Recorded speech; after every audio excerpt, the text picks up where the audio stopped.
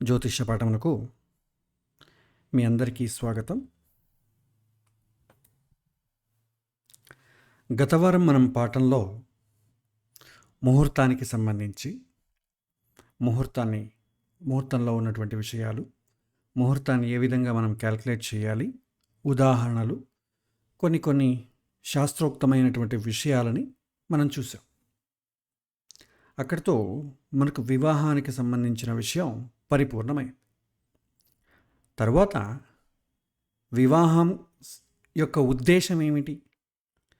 వివాహం యొక్క ఉద్దేశం సత్సంతానం, అంతే కదా.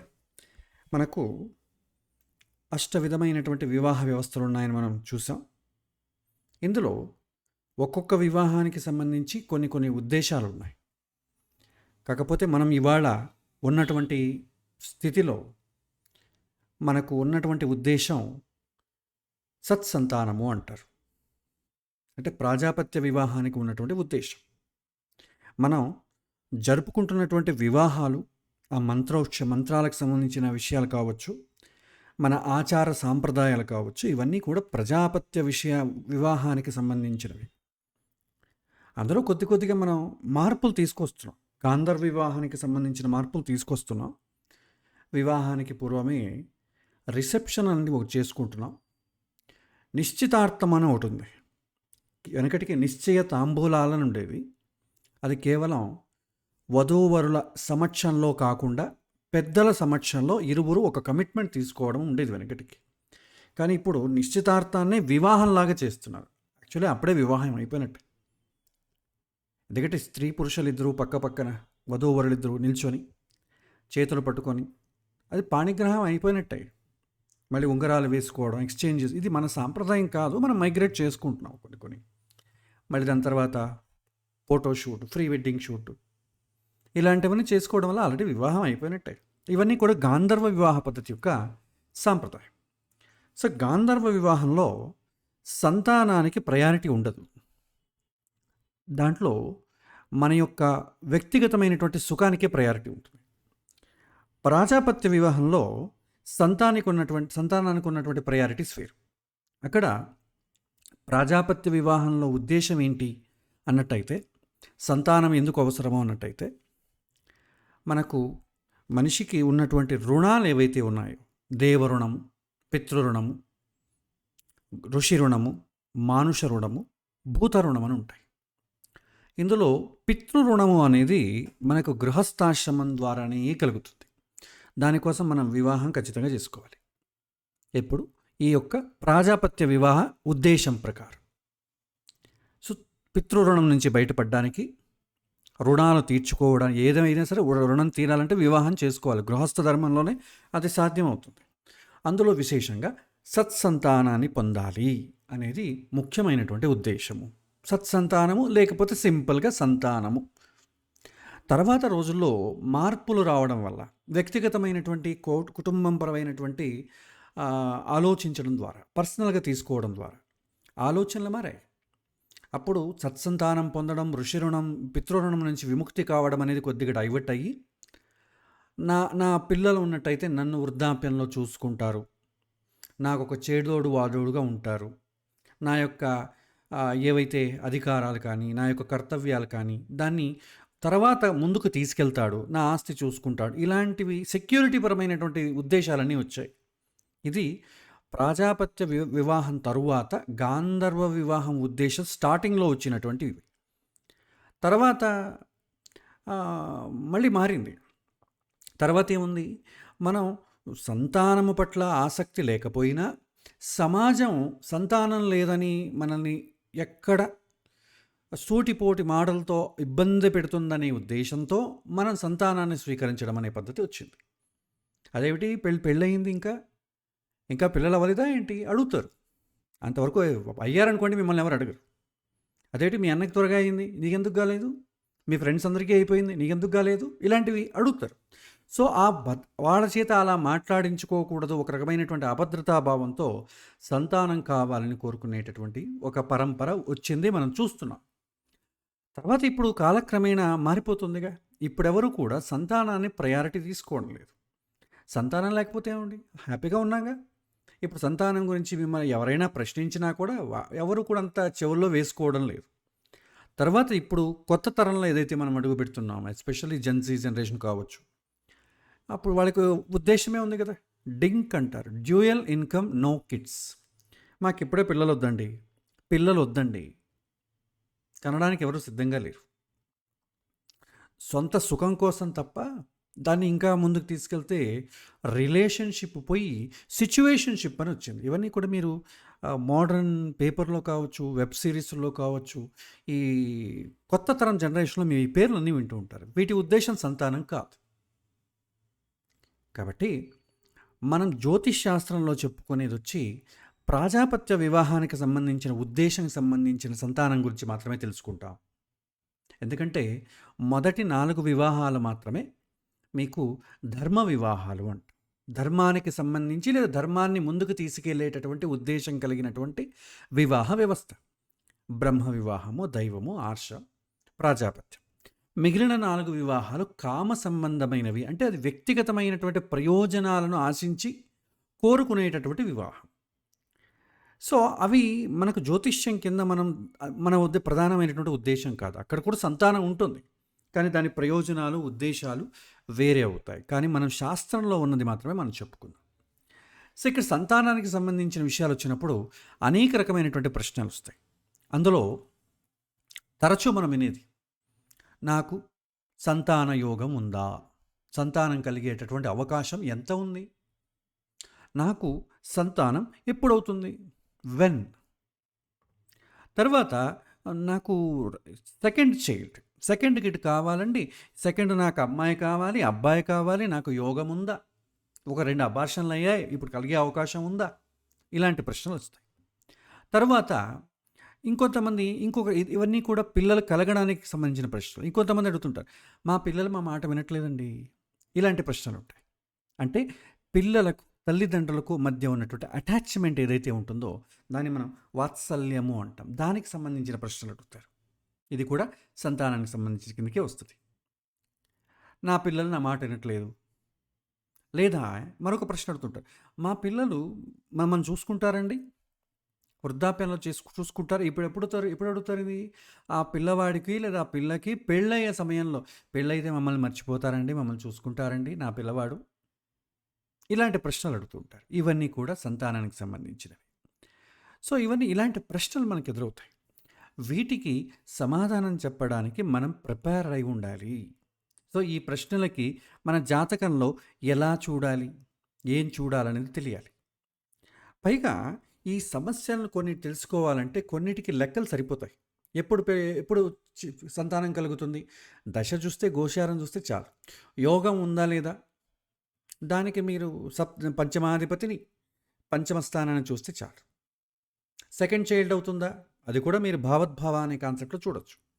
ఇక పిల్లలు అఫెక్షనేట్గా ఉంటారా లేదా, నేను చెప్పిన మాట వింటారా లేదా అనడానికి కొద్దిగా మీరు ఎక్కువ తెలుసుకోవాల్సి వస్తుంది. ఇది డైరెక్ట్గా మీకు ఫార్ములాస్ ద్వారా అర్థం కాదు. వీటికి అడ్రస్ చేయడానికి దానికి మనం కొన్ని శాస్త్రోక్తమైనటువంటి విషయాలను తెలుసుకోవాల్సి ఉంటుంది. సో, అది మనం ఇవాళ ఇంట్రడక్షన్లో తెలుసుకునే ప్రయత్నం చేద్దాం. ఈ ఇంట్రడక్షన్ అనేది కేవలం ఈ యొక్క సంతాన స్థానం గురించి పరిచయం చేయడం కాదు. మీరు ఎవరికైనా ఏదైనా సమస్యకు అడ్రస్ చేయాలంటే మొదట మనకు తెలియాలిగా. చెయ్యాలంటే మనకు కొన్ని విషయాలు తెలుసుకోవాలి. దాన్ని ఇవాల్టి పాఠంలో తెలుసుకుందాం. చాలా ముఖ్యమైనటువంటి విషయం. దయచేసి కొద్దిగా జాగ్రత్తగా మీరు పట్టుకోవాల్సి వస్తుంది. ఇది జనరల్ క్వశ్చన్స్. సో, వీటిని మనం కొద్దిగా చూస్తూ వెళ్దాం. సంతానానికి సంబంధించి ముఖ్యంగా మనం ఏ భావాన్ని చూస్తాము? మనం విద్య చతుర్థ స్థానాన్ని చూసాం, వివాహము సప్తమ స్థానము, ఉద్యోగము దశమ స్థానము, ధనము ద్వితీయ స్థానము, ఏకాదశ స్థానము, ఇవన్నీ మనం చూస్తూ వస్తున్నాం. ఇప్పుడు సంతానం గురించి ఏ స్థానాన్ని చూడాలి అన్నట్టయితే పంచమ స్థానము అని చూస్తాం. ఈ పంచమ స్థానంలో ఏ విషయాలు వస్తాయి? ఇందులో మనం ప్రాజాపత్య వివాహం యొక్క ఉద్దేశం తీసుకున్నట్టయితే మొదటిగా సంతానము, సత్సంతానము ఉంటుంది. పితృరుణము నుంచి మీరు విముక్తి కావాలంటే సత్సంతానం అనేది మొదటి మార్గం. ఎందుకంటే మనము భూమిపైకి రావడానికి ఎవరు మనకు సపోర్ట్ ఇచ్చారు? తల్లిదండ్రులు సపోర్ట్ ఇచ్చారు. సృష్టి యజ్ఞాన్ని చేసి ఆ తల్లిదండ్రులు మనకు సపోర్ట్ ఇవ్వబట్టే ఎక్కడో గాల్లో తిరుగుతున్నటువంటి మన యొక్క ఆత్మ లేకపోతే నేను వాళ్ళ మీడియం ద్వారా నేను ఈ ప్రపంచాన్ని చూడగలుగుతున్నాను. అంటే సపోర్ట్ వాళ్ళే. వాళ్ళకెవరు సపోర్ట్ ఇచ్చారు? వాళ్ళ తల్లిదండ్రులు సపోర్ట్ ఇచ్చారు. అంటే నా తండ్రి, నా తాత, వాళ్ళ తండ్రి, ఇలాగా ఒక వంశము అని తీసుకోవచ్చు. దశ పూర్వేషాం దశాపరేషాం. ఒక వంశం అంతా కూడా నాకు సపోర్ట్ ఇస్తుంది. నా కోసం 7 తరాల ముందు లేదా 10 తరాల ముందు నాకు సపోర్ట్ ఇచ్చినప్పుడు నా ద్వారా మళ్ళీ ఇంకొక 7 తరాలు 10 తరాలు సపోర్ట్ ఇవ్వాలి కదండి. అలాంటప్పుడు ఏం చేయాలి? ఖచ్చితంగా సంతానం అనేది కలగాలి. గృహస్థ ధర్మం యొక్క మొదటి ఉద్దేశం సత్సంతానాన్ని కలిగించడం, తీసుకోవడం. సరే, ఈ సంతానం అనేది చాలా ముఖ్య వివాహం తర్వాత గృహస్థ ధర్మంలో ఉన్నటువంటి ముఖ్యమైన ఉద్దేశం. రెండవది, ఈ పంచమస్థానం ఏం సూచిస్తుందంటే పూర్వ పుణ్యాన్ని సూచిస్తుందండి. పుణ్యం అనగానే మనకు పుణ్యం ఎలా వస్తుందండి? మనకు పుణ్యం రావడానికి అనేక రకమైనటువంటి మార్గాలు ఉన్నాయి. మీకు ప్రారంభంలో బేసిక్స్లో కొన్ని విషయాలు చెప్పాను. కర్మ సిద్ధాంతాన్ని చెప్పేటప్పుడు పుణ్యము పాపము అనే దానికి డెఫినేషన్స్ చెప్పాను. పుణ్యం అనేది 2 విధాలుగా వస్తుంది. ఫలాన్ని ఆశించి చేసే కర్మల వల్ల కలిగేటటువంటి పుణ్యము, దాన్ని ఫలాపేక్ష సహితమైనటువంటి పుణ్యం అంట. ఎలాంటి ఫలాన్ని ఆశించకుండా కేవలం నా కర్తవ్యాన్ని కోసం నేను చేసే కర్మలకు వచ్చేటువంటి ఫలితాన్ని ఫలాపేక్ష రహిత కర్మలు లేకపోతే దానికి వచ్చేటటువంటి పుణ్యము అంట. ఈ 2 కూడా క్వాలిటీ వేరీగా ఉంటుందండి. ఇప్పుడు మనం చేసేవన్నీ కూడా ఫలాపేక్ష సహితమైనవే. నేను మా ఇల్లు బాగుండాలి, సత్యనారాయణ వ్రతం చేస్తాం. మా అబ్బాయి ఆరోగ్యం బాగుండాలి, ధన్వంతరి హోమం చేస్తాం, లేకపోతే ధన్వంతరి జపం చేస్తాం. ఏదైనా ఉద్దేశాన్ని బట్టి కదా చేస్తాం. నాకు ఉద్యోగం రావాలి, మా ఇంట్లో అందరూ చల్లగా ఉండాలి. ప్రతిరోజు భగవంతుని ప్రార్థించడం అనేది కూడా ఒక కోరిక వల్లనే. నాకు ఇలా కావాలి, ఈ రిక్వైర్మెంట్ ఉంది, ఏదో ఒక రిక్వైర్మెంట్తో మనం కోరుకుంటాం. సో దీనివల్ల కలిగేటటువంటి పుణ్యం ఏంటంటే ఫలాపేక్ష సహితమైనటువంటి పుణ్యము. ఇది మీకు జ్యోతిష్యంలో మీకు జాతక చక్రాన్ని తీసుకున్నట్టయితే కేంద్ర స్థానాలు సూచించేవి ఫలాపేక్ష సహితమైనటువంటి కర్మల యొక్క ఫలితాన్ని. చతుర్థ స్థానం మీకు ఉన్నటువంటి కంఫర్ట్ జోన్ అంతా చతుర్థ స్థానం కిందికి వస్తుంది. సప్తమ స్థానం వైవాహిక జీవితం, కోరుకునేటటువంటి ఆనందం, సుఖము, శారీరకమైన సుఖాలన్నీ కూడా ధర్మార్థ కామమోక్షాల్లో కామం అనేది మీకు సప్తమ స్థానం కిందికి వస్తుంది.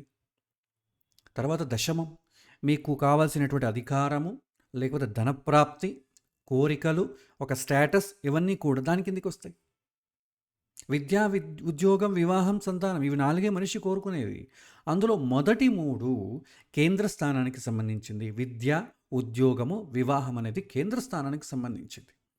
దానికి మీరు కొన్ని పుణ్యాలు, మీకు పుణ్యకార్యాలు చేసుకుంటే అవి కలుగుతాయి. ఇంకొకరికి ఉద్యోగం సహాయం చేశారనుకోండి, లేదా ధన సహాయం చేశారనుకోండి, దశమ స్థానం బాగుంటుంది. మీ చదువు ఇంకొకరికి పంచారనుకోండి, లేదా మీ కంఫర్ట్ని ఇంకొకరికి పంచారనుకోండి, చతుర్థ స్థానం బలంగా ఉంటుంది. అదేవిధంగా యొక్క వివాహము అంతే. మీరు ఇంకొకరికి సహాయం చేశారనుకోండి, మనకు అనుకూలం అవుతాయి. కానీ పంచమ స్థానం అనేది ఏదో చేయడం వల్ల కలగదు. మీ కర్తవ్య కర్మలు చేయడం వల్ల పంచమ స్థానం అనేది బలపడుతుంది. కర్తవ్య కర్మలు ఏంటి? నేనేమీ ఆశించకుండా మనిషిగా భూమిపైన పుట్టిన తర్వాత నేను చేయవలసినటువంటి కర్మలు ఏంటి, అవి చేయడం వల్ల ఈ యొక్క ఫలాపేక్ష రహితమైనటువంటి కర్మలు లేదా త్రికోణ స్థానాలు సూచించేటటువంటి పుణ్యము బలపడుతుంది. ఉదాహరణకు సంధ్యావందనం చేశారనుకోండి, ఏ పుణ్యం వస్తుంది? లేదా పుణ్యం కోసం మనం సంధ్యావందనం చేస్తాం? చెయ్యం.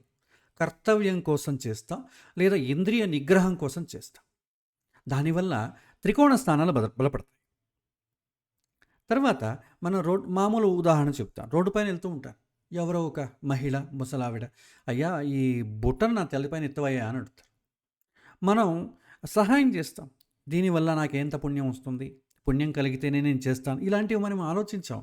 ఒక మనిషిగా నా కర్తవ్యం ఏంటి? పరోపకారం చేయడం, ఆ సహాయం చేస్తాను. దీనివల్ల త్రికోణ స్థానాలు బలపడతాయి. అంటే పంచమ స్థానము, నవమ స్థానం బలపడుతుంది. గతంలో మనం దానం అనే ఒక కాన్సెప్ట్ని చూసాం. దానం ఎలా చేయాలి అని. ఆ దానం అనే కాన్సెప్ట్‌లో సాత్వికమైన దానము, రాజస దానము, తామస దానం అనుకున్నాంగా. అందులో సాత్వికమైన దానం అనేది మీకు త్రికోణ స్థానాల కిందకొస్తాయి. లేదా ఆ దానానికి కొద్దిగా ట్యాగ్ లైన్ యాడ్ చేసామనుకోండి, డొనేటెడ్ బై, ప్రెజెంటెడ్ బై అని యాడ్ చేసామనుకోండి, అది మీకు త్రికోణ ఈ యొక్క కేంద్ర స్థానాల కిందకొస్తాయి.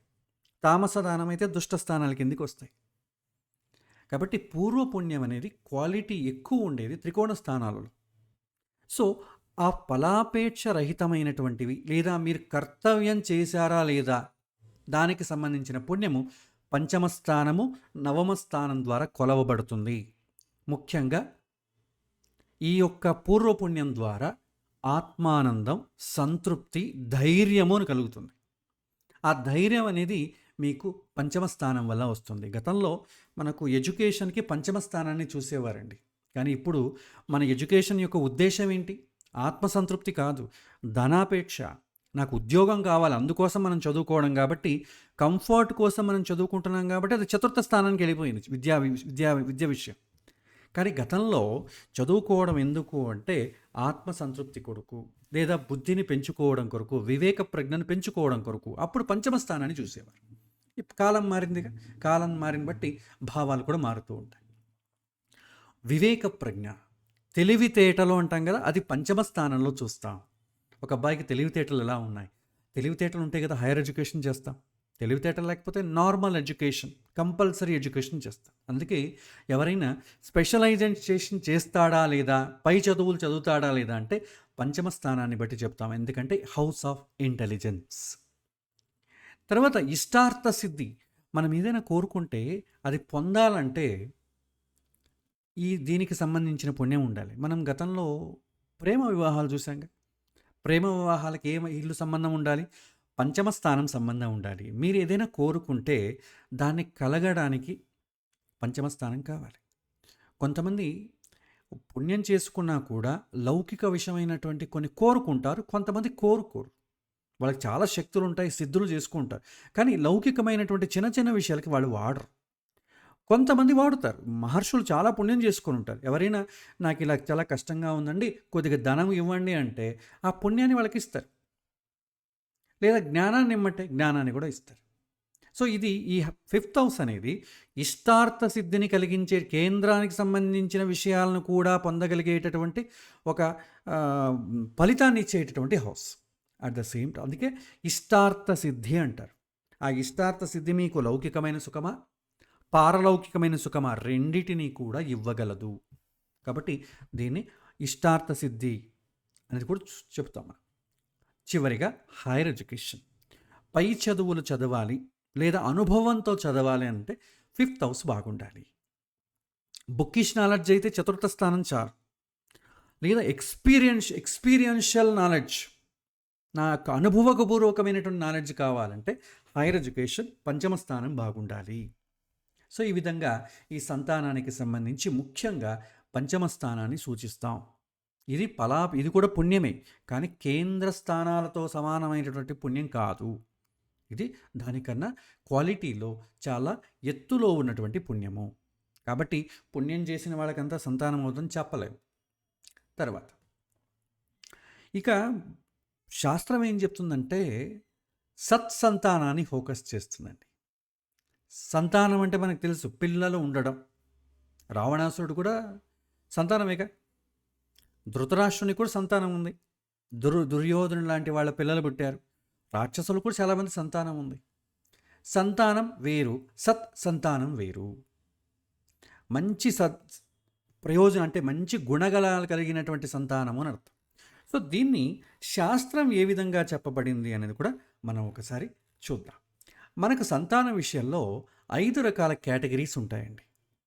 ఈ సంతానాన్ని 5 రకాలుగా కేటగిరీస్ చేస్తారు. రుణ సంబంధీ పుత్రుడు, ఇది శాస్త్ర విషయం అంది, నా సొంత కల్పితం కాదు, శాస్త్రంలో ఉన్న విషయం. జ్యోతిష్ శాస్త్రంలో ఉండదు, కొన్ని ధర్మశాస్త్రాలను ఉపనిషత్తుల్లోనూ ఉంటాయి. రుణ సంబంధీ పుత్రుడు అంటాం, రిపుపుత్రుడు, ఉదాసీన పుత్రుడు, ప్రియపుత్రుడు, సత్పుత్రుడు అనే 5 రకాల సంతానాలు ఉంటాయండి. ప్రతి ఒక్కరికి ఎవరికైనా సరే ఏ 5లో ఏదో కేటగిరీ ఉంటుంది. వీటి గురించి మనం తెలుసుకునే ప్రయత్నం చేద్దాం. రుణ సంబంధీ పుత్రుడు అంటే ఏంటి? రుణం యస్య గృహీత్వా యః ప్రయాతి మరణం కిల అన్నదాత సుతో భూత్వా భ్రాతావాత పితా ప్రియ మిత్రరూపేణ వర్తేత అంతదృష్ట సదవ సహా అంటారు. ఏంటిది అంటే, మనం దీనికి ఎగ్జాంపుల్తో మీకు వివరిస్తాను. మనం గత జన్మలో ఎవరి దగ్గర అప్పు తీసుకున్నామండి. అప్పు తీసుకున్న తర్వాత తీర్చాలిగా. అప్పు అనేది ఏంటి? ఆరవ ఇల్లు. ఆరవ ఇల్లు అంటే ఏంటి? పూర్వజన్మ పాపస్థానం. అప్పు తీసుకోవడం, అప్పు ఇవ్వడం రెండు తప్పని చెప్తుంది శాస్త్ర ప్రకారం. కాకపోతే మనకు ఏదైనా కష్టం వచ్చినప్పుడు, ధనం లేనప్పుడు ఏంటి? దరిద్రం అని అర్థం కదా. ఆ దరిద్రాన్ని పోగొట్టుకోవడానికి ఒక మెట్టు కింద దిగాల్సి వస్తుంది. ఆపద్ధర్మం అని నడుస్తుంది. ఆపద్ధర్మ కాలంలో మీకు రుణం తీసుకోవచ్చు. తీసుకోవడం ఒకటే కాదు, దాన్ని తీర్చాల్సి ఉంటుంది. ఏదైనా కారణం చేత నేను తీర్చలేకపోయినా, తీర్చకముందే నేను ఏమైనా మరణిస్తే ఖచ్చితంగా కొడుకు తీర్చాలి. అతను కూడా తీర్చలేదు, లేదా తీర్చే ఉద్దేశమే లేదనుకుందాం. అప్పుడు ఏమవుతుంది అన్నట్టయితే, అప్పిచ్చినవాడు తరువాత జన్మలలో మనకు సంతానమై పుట్టి మనం సంపాదనంతా కూడా కరిగిస్తాడు. దీన్ని రుణ సంబంధీ పుత్రుడు అంటాం. ఒకరి వద్ద రుణం తీసుకుని దాన్ని తీర్చకుండా మరణిస్తే అతడు తదుపరి జన్మలో ఆ వ్యక్తికి కుమారుడుగానో, సోదరుడుగానో, తండ్రిగానో, లేదా ఆత్మీయ మిత్రుడిగానో జన్మించి ఆ రుణాన్ని తీర్చుకుంటాడు. ఎవరికైతే బాకీ అలాగే ఉంచుకొని మరణిస్తారో అలాంటి వారు కొడుకుగా జన్మించి అన్నపానాలు ఇచ్చి పోషించే బదులు తల్లిదండ్రులను కష్టపడి సంపాదించినటువంటి ధనాన్ని, ఆస్తిని అంతటిని అపహరిస్తాడు లేదా అపహరిస్తాడంటే బాగుండదు కానివ్వండి, ఖర్చు చేస్తాడు లేకపోతే కరిగించేస్తాడు. చూడట్లేదా మనం ఇలాంటి వాళ్ళని? తండ్రి పాపం ఏదో పిఎఫ్ డబ్బులో, ఏదో పెన్షన్ డబ్బులో ఉంటుంది. నాన్న నేను బిజినెస్ చేస్తాను అంటాడు. కొడుకు బాగుపడతానంటే ఏ తల్లిదండ్రులు వద్దంటారు? ఆయన చేసుకోను, ఆయన నా డబ్బిస్తాను. డబ్బిస్తాడు, బిజినెస్ పెట్టాడు, అయింది 3 నెలలకే మూసేశాడు. ఏమైంది? డబ్బు కరిగిపోయింది. లేదా వ్యసనాల కోసమో ఇంకొకటి కోసమో ఆస్తుల్ని కరిగించేసిన వాళ్ళు మనం చూడట్లేదా? వీళ్ళని రుణ సంబంధీ పుత్రుడు అంటాం. వీళ్ళ వల్ల సుఖం అనేది ఉండదు. అందుకే కాబట్టి ఎవరికైనా రుణం ఉన్నాము అంటే ఖచ్చితంగా తీర్చేసుకోవాలి. లేకపోతే ఏమవుతుంది? అది నెక్స్ట్ బర్త్కి క్యారీ ఫార్వర్డ్ అవుతుంది. ఇది చాలా నరకం అంటాం. తర్వాత రెండవ విచారాన్ని రిపుపుత్రుడు అంటారు. రిపు అంటే ఏంటి? శత్రువు అని అర్థం సంస్కృతంలో. నేను ఈ శ్లోకాన్ని చదివి సమయాన్ని వ్యర్థం చేయలేను కానివ్వండి, మనం ముందుకెళ్దాం. సో ఇప్పుడు ఈ రిపుపుత్రుడు అంటే ఏంటి? మనం పూర్వజన్మలో గల పగ లేదా ద్వేషాన్ని తీర్చుకోవడానికి జన్మించేవాడే రిపుపుత్రుడు. మనం గత జన్మలో ఎవరిపైనో అమితమైనటువంటి ద్వేషంతో అతన్ని కొట్టడమో, చంపడమో, లేదా అతని ఇబ్బందులు పాలు చేయడమో చేసుంటాం మనం. అవతల వైపు ఉన్నవాడు మన వల్ల గాయపడి ఉంటాడా? బాధపడి ఉంటాడా? అలాంటి వాడు మనకు ఉత్తర జన్మలలో ఏదో ఒక జన్మలో మనకు కొడుకుగా పుట్టి రుణం తీర్చుకుంటాడు. అంటే ఏంటి? మనల్ని ఇబ్బంది పెడతాడు. తల్లిదండ్రులు కొట్టిన వాళ్ళు లేరా? తల్లిదండ్రులను చంపిన వాళ్ళు లేరా? ఉన్నారు. ఈ మధ్యలో అయితే మరీ ఎక్కువగా కనిపిస్తోందిగా. రీసెంట్గా మీకు ఒక ఉదాహరణ కూడా చెప్పాను. బెంగళూరులో పాపం తల్లిదండ్రులు ట్రెడిషనల్ ఫ్యామిలీ వాళ్ళ దగ్గర ఒక బాగా పిల్లని చదివించి బెంగళూరు పరిసర ప్రాంతాల్లో ఉంటారు. అమ్మాయి మంచి సాఫ్ట్వేర్ జాబ్ ఉద్యోగం వచ్చింది. నాన్న నేను ఉద్యోగానికి దగ్గరలో ఒక రూమ్ తీసుకొని ఉంటాం మా ఫ్రెండ్స్తో అని అన్నది. చేసుకోమ్మా అన్నారు. తర్వాత వీళ్ళకి కొన్ని రోజుల తర్వాత ఆమె యొక్క నడవడిక, లైఫ్ స్టైల్ దీని ద్వారా వాళ్ళ కొద్దిగా గమనించడం వల్ల వాళ్ళకి తెలిసింది ఏంటంటే ఈ అమ్మాయి ఒక అబ్బాయితో లివ్ ఇన్ రిలేషన్షిప్ ఉంది. పాపం వాళ్ళ కొద్దిగా ట్రెడిషనల్ వాల్యూస్ని కాపాడుకుంటూ వస్తున్నారు కాబట్టి వాళ్ళకు ఇది నచ్చలేదు. బంధువులకి వాళ్ళకైతే ఏం చెప్పుకుంటాం? చాలా కష్టం కదా. ఆమెను నయానో భయానో ఒప్పించి ఇంటికి తీసుకురావాలని భార్య, భర్త, చెల్లెలు ముగ్గురు వెళ్ళారు ఆమెను తీసుకురావడానికి. రూమ్కి వెళ్ళారు. వెళితే ఆమె ససేమిర రాను, నాకు ఇదే నచ్చింది. మళ్ళీ ఏది గొడవైందో ఏమో తెలీదు. ఉదయానికల్లా ఆ అమ్మాయి తల్లి, తండ్రి, చెల్లెలు ముగ్గురిని చంపేసిందండి అతని యొక్క ప్రియుడితో సహాయంతో. వీళ్ళని ఏమంటాం? రిపుపుత్రులు అంటాం.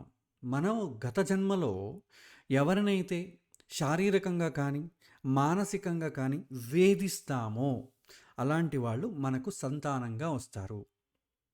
మనకు శత్రువు బయట ఉండడం వేరండి, ఇంట్లో ఉండడం వేరు. ఇంట్లో ఉన్న శత్రువుని మీరు ఎలా నివారిస్తారు? ధృతరాష్ట్రుడి యొక్క సమస్య అదే కదా! ధృతరాష్ట్రుడికి సంతానం కలిగింది. జ్యోతిష్యులు చెప్పారు, వీడు కంటకుడవుతాడండి, మీ యొక్క రాజ్యాన్ని నాశనం చేస్తాడండి, వంశనాశనం అవుతుంది అని జ్యోతిష్యులు చెప్తారు. గాంధారి ఏం చెప్తుందంటే వాడిని చంపేసే ఇమీడియట్గా, అలాంటి సంతానం మనకొద్దు అంట. కానీ పుత్ర వ్యామోహంతో అయ్యో నాకు లేక లేక కలిగాడు, నేను చంపుకోను, వీడు ఎలా ఉన్నా సరే, పుత్ర వ్యామోహంతో అలాగే పెట్టుకున్నాడు. ఏమైంది? ఒక్కరోజు కూడా గాంధారి తర్వాత ధృతరాష్ట్రుడికి దుర్యోధనుడు సంతోషాన్ని పంచలేదు. ఇది మనం చూస్తున్నాంగా. ఇతన్ని రిపుపుత్రుడు అంటాము. శత్రువు, మనకి శత్రువులాగా వర్ణిస్తాడు. మనల్ని ఇబ్బంది పెట్టడం, మానసికంగా, శారీరకంగా, అన్ని రకాలుగా మనకు ఇబ్బంది కలిగిస్తాడు. ఇది మనం చూస్తూనే ఉన్నాం. ఇప్పుడు ఈ జనరేషన్లో మరి పెరుగుతోంది భయంకరంగా. ఎందుకంటే మన గత జన్మలో చేసుకోవడం వల్ల అలాంటి సంతానం కలుగుతుందన్నమాట. తర్వాత ఉదాసీన పుత్రుడు అంటారు. ఉదాసీన పుత్రుడు అంటే ఏంటి? మీకు ఇబ్బంది కలిగించడు, సుఖాన్ని కలిగించడు, ఇగ్నోర్ చేస్తాడు. మీరు అబ్బాయిని బాగా చదివించి, అతనికి విద్యాబుద్ధులు చెప్పి, అతని చదివించి, ఉద్యోగం కోసం అమెరికా వెళ్తే మీరు వాటి కోసం గీన్లు కట్టి అమెరికాలో స్థిరపడితే, బెయిల్ పైన వచ్చినటువంటి వాడిలాగా సంవత్సరానికి 1 నెలో లేదా 10 రోజులో వచ్చి మిమ్మల్ని చూసి మీ చేత అన్ని పనులు చేయించుకొని ఆస్తి పత్రాలు రాయించుకొని మళ్ళీ వాళ్ళ గమ్యస్థానానికి చేరుతాడు. అతడి వల్ల మీకేం సంతోషం కలగదు. చాలామంది వృద్ధాశ్రమాల్లో చేరుస్తున్నారు. మిమ్మల్ని ఏమి ఇబ్బంది పెట్టరు, అలాగని మీకు సంతోషాన్ని ఇవ్వంచరు. మీరు సంతోష పంచుతాడని మీరు అన్ని పనులు చేసుకోవాల్సిందే. అతడికి ఎలాంటి ఎమోషన్స్ ఏమి ఉండవు. అయ్యో తండ్రి బాధపడతాడు, తల్లి బాధపడతాడు, ఎమోషన్స్ ఉండవు. ఎందుకంటే వీళ్ళు కూడా అలాగే పెంచుంటారు, లేదా గత జన్మలో అలాగే వర్తించుంటారు. పిల్లలతో గడపడానికి సమయం లేకపోతే, పిల్లలకి మంచి విద్యాబుద్ధులు నేర్పించి వాళ్ళను సరైన దారిలో పెట్టకుండా మన యొక్క సౌఖ్యాల కోసం, ఉద్యోగం కోసం, డబ్బు కోసం వాళ్ళని ఇగ్నోర్ చేసామనుకోండి, అప్పుడు మనకు కలిగేటటువంటి సంతానం ఈ జన్మలో కావచ్చు, వచ్చే జన్మలో కావచ్చు, ఉదాసీన పుత్రులు జన్మిస్తారు. వీరి వల్ల ఏమవుతుంది? మీకు సంతానం ఉందా అంటే ఉంది, లేదా అంటే లేదు. సంతానం ఉంది, అందరిలాగే ఉంది, కానీ ఎక్కడున్నాడు? మీ దగ్గర లేడు. ఎంతోమంది తల్లిదండ్రులు వదిలి వేరే ప్రాంతాల్లో ఉండట్లేదా? పట్టించుకోకుండా ఉంటున్నారుగా. వీళ్ళని ఉదాసీన పుత్రుడు అంటాం. వీళ్ళు రిపుపుత్రుడు, రుణపుత్రుడు కన్నా కొద్దిగా బెటర్. ఎందుకంటే ఇబ్బంది కూడా లేదుగా. మన పాటకి మనం ఆధ్యాత్మిక జీవితాల్లో ఏమిటో పిల్లలని పెంచుకున్నాం, ఇక మన జీవితం మనదే, ఇలా ఉండడు. తర్వాత ప్రియపుత్రుడు అంటాం. జాత్రమాత ప్రియం కళ్యాణ్ భల్యే నరట క్రీడనై అంటారు. అంటే ప్రియపుత్రుడు అంటే చిన్నతనం నుంచే అతని యొక్క ఆటపాటలతో, ముద్దు చేష్టలతో తల్లిదండ్రులను సంతోషపరుస్తూ వారికి అత్యంత సన్నిహితుడుగా ఉంటాడు, ప్రీతిపాత్రుడవుతాడు. వాళ్ళు బోసినోరుతో నవ్వు చూస్తే ఆ అబ్బాయిని వదలడానికి కుదరదు. నేను ఎత్తుకుంటాను. చిన్న మాట్లాడడం, సంతోషాన్ని కలిగించడం. నువ్వు లేకపోతే నేను ఉండలేను నాన్న, నీతోనే ఉంటాను నాన్న, నీకు ఏది ఇష్టమైతే నేను అదే చేస్తాను నాన్న. తల్లిదండ్రులకి సంతోషాన్ని కలిగిస్తాడు. అది ధర్మమా అధర్మమా వేరే ప్రశ్న, కానీ సంతోషాన్ని అయితే కలిగిస్తాడు. పెద్దయ్యాక వారికి అనుకూలమైనటువంటి హితమైనటువంటి పనులు చేస్తూ, వారిని బాగా ప్రేమిస్తూ సేవిస్తూ, ముసలితనంలో కూడా వారిని ఆప్యాయంగా పలకరిస్తూ ప్రేమగా సంరక్షిస్తుంటాడు. ఇతన్ని ప్రియపుత్రుడు అంటాం. మన తరువాతి సంతానాన్ని మనం ఏ విధంగా చేసుకుంటామో మనకు అలాంటి సంతానమే కలుగుతుంది. తరువాత తరాల్లో కూడా ఇదే జరుగుతుంది. మీ పిల్లల్ని బాగా చూసుకున్నారనుకోండి, వచ్చే జన్మలో మంచి తల్లిదండ్రులకు మీరు పుడతారు. మీరు పిల్లల్ని ఇగ్నోర్ చేశారనుకోండి, వచ్చే జన్మలో తల్లిదండ్రులు మిమ్మల్ని ఇగ్నోర్ చేస్తారు, తత్ఫలితంగా మీరు తల్లిదండ్రులను ఇగ్నోర్ చేస్తారు. ఇది కర్మ సిద్ధాంతం అంట. జరుగుతోందిగా ఇప్పుడు. అమ్మా నాన్న చాలా మంచిగా చూసుకున్నా కూడా పట్టించుకోనటువంటి ఉదాసీన పుత్రులు, రుణ సంబంధీ పుత్రులు, రిపుపుత్రులు మనం చూడట్లేదా? మెజారిటీ ఇప్పుడు వాళ్ళే ఎక్కువ ఉన్నారు. ఇప్పుడు ప్రియపుత్రులు చాలా తక్కువ, ఎవరో కొంతమందికి ఉంటారు. ఎందుకంటే కలియుగం ప్రవేశించింది కదా. మరి తర్వాత ఈ ప్రియపుత్రుడు అనేది కూడా మనకు ప్రాజాపత్య వివాహంలో చివరి ఉద్దేశం. ప్రజాపత్య వివాహం యొక్క నిజమైనటువంటి ఉద్దేశం అంటే సత్పుత్రుడు. సత్పుత్రుడు అంటే ఏంటి? అతడు పుణ్యకార్యాల్లో నిరతుడై, సత్యం మరియు ధర్మాచరణ యందు ఆసక్తి కలిగి, జ్ఞాన సంపన్నుడై, బుద్ధివంతుడై, వాక్చతురుడై, ప్రతి పనిలో కూడా ధైర్య సాహసాలను ప్రదర్శిస్తూ, వేదాధ్యయనంలో తత్పరుడై, దేవతా కార్యాలయందు శ్రద్ధ కలిగి, శమదమాది సద్గుణాలను కలిగి, తల్లిదండ్రులకు హితం కోరుకునేవాడై, బంధుమిత్రుల ప్రేమను పొందినవాడై, ఈ విధమైనటువంటి దివ్య గుణాలన్నింటితో కూడి ఉన్నవాడైన వాడే సత్పుత్రుడు. ఇతడు కుటుంబానికి మరియు తల్లిదండ్రులకు ఎల్లప్పుడూ సుఖాన్ని పంచడమే కాకుండా ఈ జన్మకు మాత్రమే కాదు, వచ్చే జన్మలో కూడా తల్లిదండ్రులు బాగుండాలని వాళ్ళ కోసం చేయవలసినటువంటి సత్కార్యాలన్నింటినీ చేస్తారు. ప్రియపుత్రుడు అంటే ఈ జన్మకు మాత్రమే లిమిటెడ్. ఇప్పుడు బాగా చూసుకుంటాడు, తర్వాత వెళ్ళిపోయిన తర్వాత ఇంకేం లేదు. సత్పుత్రుడు అలా కాదు, భవిష్యత్తులో మీరు ఎలా ఉండాలనేది కూడా ఇతనే చేస్తాడు. ఇప్పుడు చనిపోయాడు అనుకోండి, మంచి కొడుకే, చనిపోయిన తర్వాత ఏమవుతుంది? మీ దారి మీది, అతని దారి అతనిది. కానీ ప్రియ సత్పుత్రుడు అలా కాదు, మీరు చనిపోయిన తర్వాత కూడా మీ యోగక్షేమాల కోసం తన యొక్క కర్తవ్యాన్ని నిర్వహిస్తాడు. సో ఇది సత్పుత్రుడి యొక్క లక్షణం. సో శాస్త్రం సత్పుత్రుడు అయితే గృహస్థాశ్రమ ధర్మం యొక్క మూల ఉద్దేశం సత్పుత్రుడు, లీస్ట్ ఉద్దేశం ప్రియపుత్రుడు. అందుకే ఈ సత్పుత్రుడు అనేది జాతకంలో ఎలా చూస్తాం? పంచమస్థానం నవమస్థానం రెండూ బలంగా ఉంటే సత్పుత్రుడు, పంచమస్థానం మాత్రం బాగుందంటే ప్రియపుత్రుడు. పంచమస్థానము బాగోలేదు, షష్ఠస్థానం ఇబ్బంది లేదు అన్నప్పుడు ఉదాసీన పుత్రుడు పుడతాడు. ఇక షష్ఠస్థానమే బలంగా ఉంది, పంచమస్థానం చాలా వీక్గా ఉంది, రుణ సంబంధీ పుత్రుడు. ఎందుకంటే ఆరో ఇల్లు ఏంటి? రుణము, రోగము, శత్రువులు, అవన్నీ అదేగా.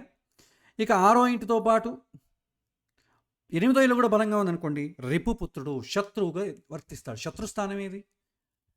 6. దానికి ఇంకా బలాన్ని కలిగించేది ద్వేషము, పగ, ఎనిమిదో ఇల్లు. సో కాబట్టి త్రికోణ స్థానాలు సత్పుత్రుడిని ప్రియపుత్రుడిని చెబితే, దుష్ట స్థానాలైనటువంటి 6, 8, 12 రుణ సంబంధీ పుత్రుడిని రిపుపుత్రుడిని సూచిస్తుంది. రెండిటికీ బలం లేదని కూడా ఉదాసీన పుత్రుడు, మంచి లేదు చెడు లేదు. సో ఈ విధంగా శాస్త్రానికి చాలా రిలేట్గా ఉంటుంది. కాబట్టి మనం ఎవరికైనా అడుగుతారు, మా పిల్లవాడు మనం చూసుకుంటాడండి, ఎలా ఉన్నాడండి, మంచి పిల్లవాడండి, ఇవన్నీ చూడాలంటే ఇది చూడాలి. మనం వివాహానికి పొంతన చూసేటప్పుడు కూడా పంచమ స్థానాన్ని చూడాలి. ఎందుకంటే ఇప్పుడు భార్యనే మంచి భర్తే దొరకడం కష్టంగా ఉంటే ఇంకా సంతానం కూడా చూస్తే ఇంకా ఏముంది, ఇంకా సంబంధాలు దొరికినట్టే. కాబట్టి ఎవరు పంచమ స్థానాన్ని ఇప్పుడు ఎవరు చూడడం లేదు. కానీ చూసే కాలం ఉండేది, ఇప్పుడు మనం అంత ప్రయారిటీగా ఇవ్వట్లేదు. పైన సూక్ష్మంగా చూస్తున్నాం అంతే, స్థూలంగా చూస్తున్నాం అంతే, అంత ప్రయారిటీ ఏం కాదు. ఇది సత్సంతానం యొక్క ఇలాగ 5 రకాలైనటువంటి సంతానాలు ఉంటాయి. సో దీన్ని బట్టి పిల్లవాడు బాగా చూసుకుంటాడా, మీరు చెప్పిన మాట వింటాడా అనేది ఈ 5 కేటగిరీలో ఏదుందో చూసుకోవాలి. కానీ ఇప్పుడున్నటువంటి కాలంలో సంతానం కలగడానికే ప్రయారిటీ, కానీ అతడు సత్సంతానమా ఏ సంతానమో మొదటి సంతానం కలగాలని చూసుకుంటారు. ఒకప్పుడైతే సంతానం కనడం అనేది పెద్దగా విషయం కాదండి. పాతకాలంలో చూడండి, పాతకాలంలో మీకు ఉద్యోగం తెచ్చుకోవడం చాలా కష్టం, ఇల్లు కట్టుకోవడం చాలా కష్టం, పెళ్లి చేయడం చాలా కష్టం. ఈ కేంద్ర స్థానాలు ఏవైతే ఉన్నాయో వాటి నుంచి ప్రయోజనాలు కలగడం చాలా కష్టం అండి పాతకాలంలో. అయితే త్రికోణ స్థానాలు చాలా బలంగా ఉండేవి కాబట్టి ఒక్కొక్కరింట్లోనూ 10 మంది పిల్లలు, 16 మంది, 20 మంది ఇలా ఉండేవారు. ఎందుకంటే త్రికోణ స్థానాలు బలంగా ఉన్నాయి కాబట్టి సంతానం అయిపోయేది చాలా సులభంగా.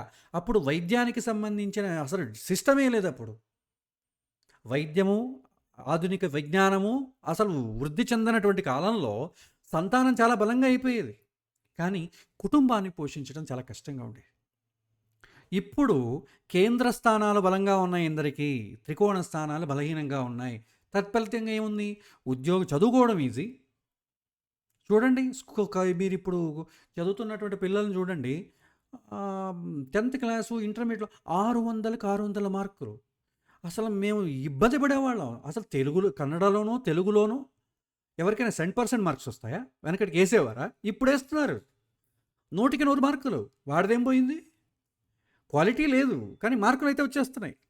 చదువుకోవడం ఈజీ, సీట్ తెచ్చుకోవడం ఈజీ, ఉద్యోగం తెచ్చుకోవడం అంతానే ఈజీ.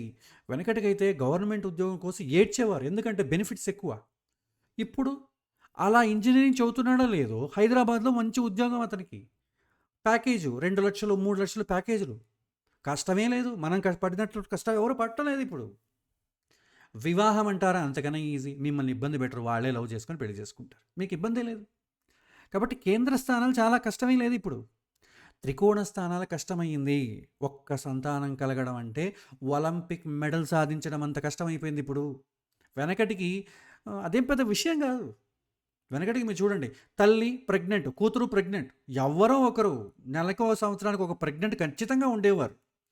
ఇప్పుడు అది ప్రతి నెల ప్రతి వారం చెకప్కి వెళ్తున్నాం మనం.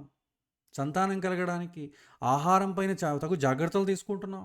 ఈ సంతానం కలగకపోగా ఐవీఎఫ్లు, ఐవీఆర్లు, ఎన్ని టెస్టింగ్లు, టెస్ట్ ట్యూబ్ బేబీలు, సరోగసి ఎన్ని ఉన్నాయి మనకు. ఒక్క సంతానం కోసం ఇబ్బంది పడుతున్నాం. సో కాలం ఎలా ఉందో చూస్తున్నారుగా మీరు.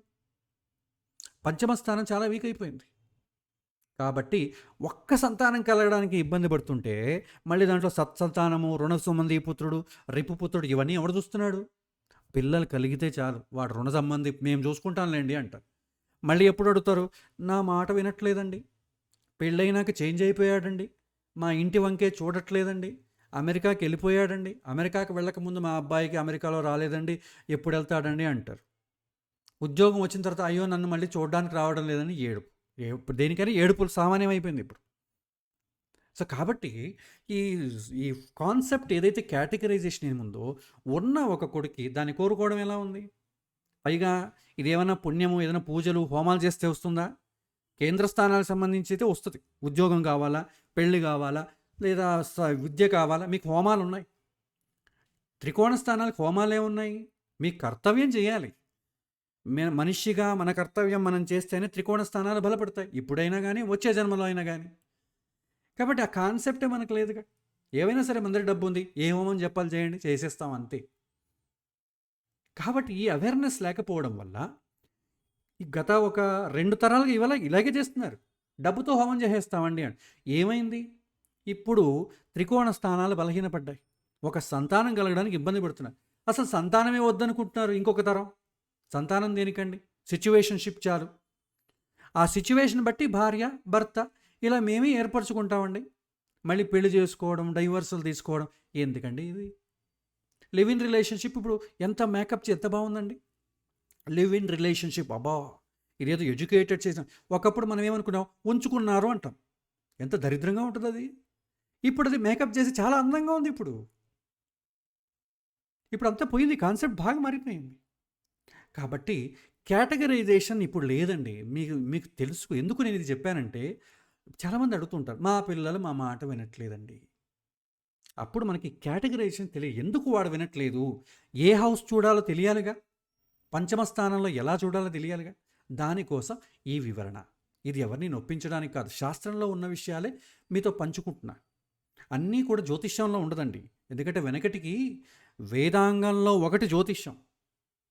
వెనకటికి అన్ని సబ్జెక్టులు చదువుకునేవాళ్ళు కాబట్టి దాంతోపాటు జ్యోతిష్యం కూడా వచ్చేది. ఇప్పుడు మనం చదివేది ఒకటి జ్యోతిష్యం మాత్రమే. కాబట్టి మనకు గ్రహాలు, నక్షత్రాలు ఇవి తప్ప ఇంకేం తెలియవు. మీరు జ్యోతిష్యంలో ఎంత దీర్ఘంగా స్టడీ చేయండి. కొంతమంది కేపీ సిస్టమ్ ఉంది, జైమినీ సిస్టమ్ ఉంది, ఇంకా ప్రశ్న ఉంది. అసలు జ్యోతిష్యంలో అయితే ఎన్నో కేటగిరీస్ ఉన్నాయండి. అన్ని కేటగిరీస్ ద్వారా మీరు ఫలితాన్ని అయితే చెప్తున్నారు. రెమెడీ ఏమిస్తారు? అందరూ ఒకటే రెమెడీ అయినా? మీరు మామూలుగా స్టడీ చేసినా అదే రెమెడీయే, డీప్గా స్టడీ చేసినా అదే రెమెడీయే. రెమెడీలు ఏమైనా మార్పులు వస్తున్నాయా? ఎందుకు రావట్లేదు? జ్యోతిష్యంలో రెమెడీలు లేవు కాబట్టి. రెమెడీలు అనేది దానికి ధర్మశాస్త్రంలో ఉన్నాయి కాబట్టి కొత్తగా రెమెడీలు ఏం లేవు. మీరు డీప్గా అనలైజ్ చేసినా అదే రెమెడీ చెప్పాలి, లేకపోయినా అదే రెమెడీ చెప్పాలి. ఇంకంతకుమించి దారి లేదు. సో కాబట్టి విషయం తెలుసుకోవాలి. తెలుసుకుంటేనే కొన్ని రెమెడీస్కి మీరు చెప్పగలరు, ఎక్స్ప్లెయిన్ చేయగలరు, అడ్రస్ చేయగలరు. లేకపోతే ఏమవుతుంది, అందరిలాగే మీరు ఒక 4 గ్రహాల పేర్లు చెప్పి ఇలా ఉంటుందండి. మీరు ఆ దేవుడిని మొక్కుకోండి, ఈ దేవుడి గుడికెళ్ళండి. ఏమైంది ఇది? భగవంతుడు సేల్స్ ఏజెంట్ కాదుగా. మన ఈ క్విట్ ప్రోకో అంటాం. నీకిదండి, నాకదండి. నీకు పూజ చేయిస్తాం, నాకిది చేయాలి. భగవంతుడికి అవసరం ఏంటి? భగవంతుడే సృష్టి చేసి అన్నీ మనకిచ్చినప్పుడు, ఇక భగవంతుడికి మనం ప్రలోభ పెట్టడం ఏంటి? మూర్ఖత్వం కాకపోతే. సో, ఈ విషయాలు మనకు తెలియాలి. అందుకని ఈ విషయాలు మీతో పంచుకున్నాను. తర్వాత ముందుకెళ్దాం. ఇక సంతాన విషయంలో మనకు త్రికోణ స్థానాలు చూస్తామండి. కేంద్ర స్థానము, త్రికోణ స్థానము 2 పుణ్యానికి సంబంధించినవే. అయినా సంతాన విషయానికి మాత్రము త్రికోణ స్థానము బలంగా ఉంటేనే మీకు సంతానం కలుగుతుంది. చాలా బలంగా ఉంది, 1, 5, 9, 3 బలంగా ఉందనుకోండి, సత్సంతానం కలుగుతుంది. 1, 4, 7, 10 ఏంటి? సంతానానికి నేపథ్యం అంతే. మీకు పెళ్ళవ్వాలంటే ఉద్యోగం ఉండాలి, ఉద్యోగం ఉండాలంటే చదువు ఉండాలి, చదువు ఉండాలంటే మీకు ఆరోగ్యంగా ఉండాలి. సో 1, 4, 7, 10 అంతే. కేంద్ర స్థానం అంటే మీకు జీవితంలో పిల్లర్స్. పిల్లలు కలగాలంటే మొదట వివాహం కావాలి కదా జీవితంలో. సో కాబట్టి అవి కేంద్ర స్థానాన్ని సూచిస్తాయి. త్రికోణ స్థానము సంతానాన్ని సూచిస్తాయి. సంతానం అనేది ఈ జన్మకు మాత్రమే కాదు, వచ్చే జన్మకు కూడా మీకు సపోర్ట్ అవుతుంది. ఎందుకంటే మాకు సంతానం అక్కర్లేదండి అన్నారనుకోండి, మళ్ళీ మనం వచ్చే జన్మలో ఎక్కడో ఒక చోట పుట్టాలి కదా. పుట్టాలంటే మనము మంచి తల్లిదండ్రుల ఇంట్లో పుట్టాలని మనం కోరుకుంటాంగా. ఎంతోమంది పాపం ఇబ్బంది పడుతుంటారు, చదువుకి ఇబ్బంది పడుతుంటారు, ఒక ఇంటికి ఇబ్బంది పడుతుంటారు, ఏదో కష్టాలు. కొంతమందిని చూస్తుంటారు, అరే ఆ పిల్లవాడు చూడరా, వాళ్ళ నాన్న మంచి అధికారి, బాగా చదివిస్తున్నాడు, డబ్బు ఉంది. అనిల్ అంబానీ వాళ్ళ పిల్లలు చూడండి ఎంత ఆనందంగా ఉన్నారు, ముఖేష్ అంబానీ, అదాని. వాళ్ళ పిల్లల్ని చూస్తే మనం కొద్దిగా లోగా ఫీల్ అవుతాం. ఎందుకంటే వాళ్ళకి అన్ని సౌకర్యాలు ఉన్నాయిగా, నాకెందుకు ఈ సౌకర్యాలు లేదు. మంచి కుటుంబం మనం సెలెక్ట్ చేసుకోవాలి అంటే త్రికోణ స్థానాలు బలంగా ఉండాలి. అంటే నా కర్తవ్య కర్మలు నేను చెయ్యాలి, దానికి ప్రత్యేకంగా పూజలు జపాలు అవన్నీ ఏమి ఉండవు. కేంద్ర స్థానాలకైతే ఉన్నాయి, త్రికోణ స్థానాలకు అలా ఏమి ఉండవు. ఉన్నాయి, కాకపోతే చెయ్యడం చాలా కష్టం. దానం చేయాలి మంచిదే, కానీ అది సాత్విక దానం అవ్వాలి. అప్పుడే పంచమ స్థానం, నవమ స్థానం బలపడుతుంది. దేవుడికి పూజ చేయాలి, అది ఎలా చేయాలి? మనస్ఫూర్తిగా చేయాలి, అప్పుడే నవమ స్థానం లగ్నము గట్టిపడుతుంది. ఇది కష్టం కదా. పూజ అయితే చేసేస్తాం, కానీ మనస్ఫూర్తిగా చేయడం ఎలా? మనకి ఇన్ని ఉద్యోగాలు, వ్యాపారాలు ఇన్ని పెట్టుకొని మళ్ళీ మనసు ఎక్కడొస్తుంది? ఏదో పూజ చేసేమని డబ్బు ఇచ్చేసి 1 గంట సేపు కూర్చొని ఆచమనాలు చేసేసి హోమాలో నెయ్యి పోసేస్తాం అంతే. మళ్ళీ అది మనస్ఫూర్తిగా నేను చేస్తున్నానని తెచ్చుకోవడం చాలా కష్టం కదా. అదే ఇబ్బంది. అలా చేస్తేనే మీకు త్రికోణ స్థానాలు బలపడతాయి. ఇవి దీని గురించి మనం ఎక్కువ టైం వేస్ట్ చేసుకోవడం, అంటే మీకు చెప్పినా కూడా ప్రాక్టికల్ సెనారియోలో ఇది మీకు అంత ఉపయోగపడకపోవచ్చు. దీన్ని మనం మనశ్శాస్త్రం అనేటటువంటి పాఠంలో ముందు నేర్చుకున్నాం. సో కాబట్టి ఇక్కడ నేను చెప్పబోయేది ఏంటంటే, త్రికోణ స్థానాలు చాలా బలంగా 1 అంటే నేను, 5 అంటే ఏంటండి? నా కొడుకు, నా కుమారుడు, నా సంతానం అనుకోండి. 9 అంటే ఏంటి? 9 తండ్రి కదా, నా తండ్రి, నేను, నా కుమారుడు, నా తండ్రి. మీరు దీంట్లో జెండర్ డిస్క్రిమినేషన్ తీసుకోకండి. పుత్రుడు అంటే 2 అవుతాయి. మీకు సంస్కృతంలో పుత్రుడు అనేది చాలా చోట్ల వస్తుంది. అంటే పుత్రుడు అంటే మీరు మేల్ అని అనుకోకండి, మేలు ఫిమేల్ 2 వస్తాయి. కాబట్టి సంతానము 159 అనేది త్రికోణ స్థానము. ఇది పితృరుణం నుంచి విముక్తి చేయడానికి, తీర్చుకోవడానికి ఉన్నటువంటి అవకాశాన్ని 159 చెబుతుంది. మీరు పితృరుణం నుంచి విముక్తి కాలేదనుకోండి, 159 వీక్గా ఉంటుంది. మరి పితృరుణం అంటే మళ్ళీ అనుకోకండి, మా ఇంట్లో మేము తద్దినాలు పెట్టట్లేదండి, మేము తద్దినాలు మంచిగా పెడుతున్నామండి. దానికి రాదండి. తద్దినానికి ఈ యొక్క పితృరుణానికి సంబంధం లేదు. పితృరుణంలో మనిషికి ఉన్నటువంటి ఒకానొక కర్తవ్యమే తద్దినం పెట్టడం, కర్తవ్యం నెరవేర్చుకోవడం. దానికి పితృరుణానికి సంబంధం లేదు. మనమైతే ఇప్పుడు ఎలా పెడతాం తద్దినాలు? పురోహితుని పిలుచుకొస్తాం, పెండాలు పెడతాం. మీరు అమెరికాకి వెళ్ళారనుకోండి, అక్కడ ఎలా చేస్తారు? ఒక బొకే తెచ్చుకుంటాడు, వాడి యొక్క శ్మశానానికి వెళ్తాడు, వాళ్ళ తండ్రి గ్రేవ్ పైన పెడతాడు, కొద్దిసేపు అక్కడ చేరు వేని కూర్చుంటాడు, కొద్దిసేపు తండ్రిని చూసి ప్రార్థిస్తాడు. అది కూడా సత్యమే కదా. ఏదైనా సరే భగవంతుని కోరుకోవడమే కదా. వాళ్ళ భాషలో, వాళ్ళ సాంప్రదాయంలో వాళ్ళు పూజిస్తారు, మనం మన భాషలో, మన సాంప్రదాయంలో మనం కొలుస్తాం. ఇది కర్తవ్యం అంటాం. ఇది శ్రాద్ధం చేయనంత మాత్రాన పితృదోషాలు వస్తాయనేది మీకు ఎక్కడ ధర్మశాస్త్రంలో లేదు. కానీ కర్తవ్యం అని చెప్తుంది. ఆ కర్తవ్యం అంటే మళ్ళీ 159 కిందకే వస్తుంది. తండ్రి నీ కోసం జీవితమంతా ధారపోసిన తర్వాత, ఆ తండ్రి కోసం ప్రార్థించడం లేదా ఆ సంతానంలో నువ్వు పుట్టడానికి కారణం ఎవరు? పితృదేవతలు కదా! పితృదేవతలు అంటే ఎవరు? చనిపోయిన వారు కాదు. వసు, రుద్రుడు, ఆదిత్యుడు అని వస్తుంది. ఒక పెద్ద 100 మంది సమూహమే ఉంటది దానికి. డిపార్ట్‌మెంటే ఉందది. వాళ్ళు నిన్ను ఏ కుటుంబంలో పుట్టించాలనేది సహకరించింది వాళ్ళు. తరువాత మీరు భూమిపైన వచ్చిన తర్వాత మీకు యోగక్షేమాలు చూసేవారు ఈ ప్రత్యక్ష తల్లి, తండ్రి. వీళ్ళు కూడా పితృలే. కానీ నిజమైనటువంటి పితృలు ఎవరు? మనం ఏ కుటుంబంలో పుట్టాలి, వీడు ఏ దేశంలో పుట్టాలి, ఎవరికి పుట్టాలి, ఎలాంటి వాతావరణంలో పుట్టాలి, ఎలాంటి ఇంట్లో పుడితే వీడు సాధన చేసుకుంటాడు, ఈ డిపార్ట్మెంట్ అంతా పితృదేవతల డిపార్ట్మెంట్. మనం మన కర్తవ్యం చేసామనుకోండి, వచ్చే జన్మలో మనం మంచి ఫ్యామిలీని చూస్ చేసుకుంటాం. మన కర్తవ్యం నెరవేర్చడం అంటే ఏంటి? పితృ రుణముని సరిగ్గా పరిపాలించడం, ఆ రుణం నుంచి బయటపడ్డం అని అర్థం. మనం కర్తవ్యాలు మనం సరిగ్గా చేయలేదనుకోండి, పితృ రుణం అలాగే ఉంటుంది. కాబట్టి తత్ఫలితంగా ఏమవుతుంది? వచ్చే జన్మలో మళ్ళీ మనకు మంచి సరైనటువంటి అవకాశం రాదు. అంతే కదా! మీరు ఒక సినిమా తీసుకోండి. మీరు బాగా యాక్ట్ చేశారనుకోండి, ఇంకో కాల్ షీట్ వస్తుంది. ఉన్న ఒక సినిమానే మీరు సరిగ్గా చేయలేదనుకోండి, మిమ్మల్ని ఎవరు మళ్ళీ పిలవరు. మళ్ళీ మీరు సీరియల్స్, యాడ్స్ చిన్న చిన్నవి చేసుకోవాల్సి వస్తుంది. ఇలా చూస్తున్నాగా మనం.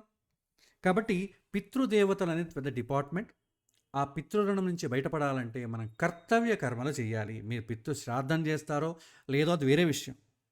మీ తల్లిదండ్రులు మీకోసం ఎలా సహకరించి తన జీవితాన్ని అర్పించి మీకోసం ఎలా పాటుపడ్డారో మీరు కూడా తర్వాత జనరేషన్స్కి అదే ప్రయత్నాన్ని మీరు కొనసాగించారు.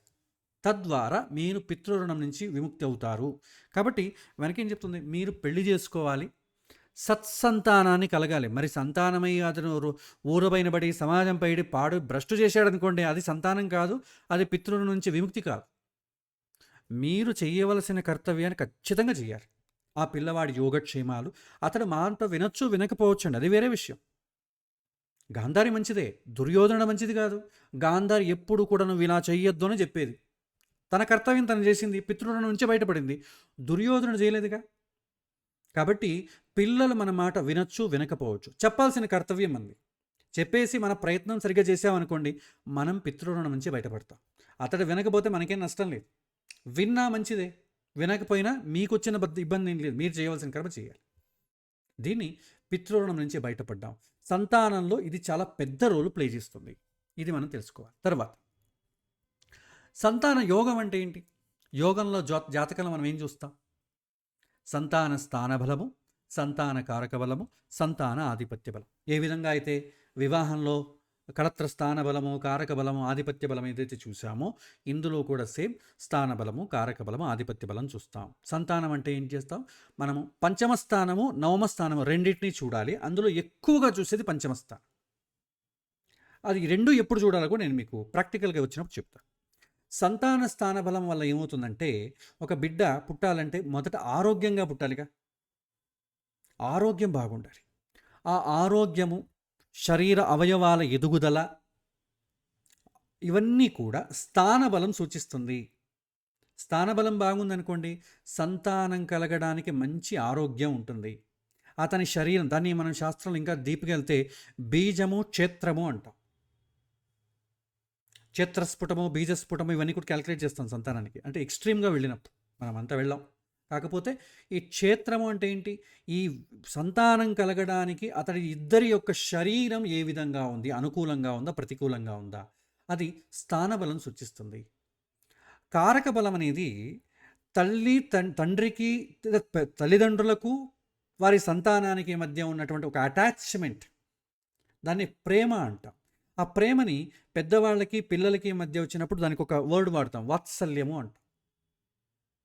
సమానమైనటువంటి ఏజ్లో ఉన్న వాళ్ళ మధ్య ఉన్నటువంటి ప్రేమని స్నేహం అంట.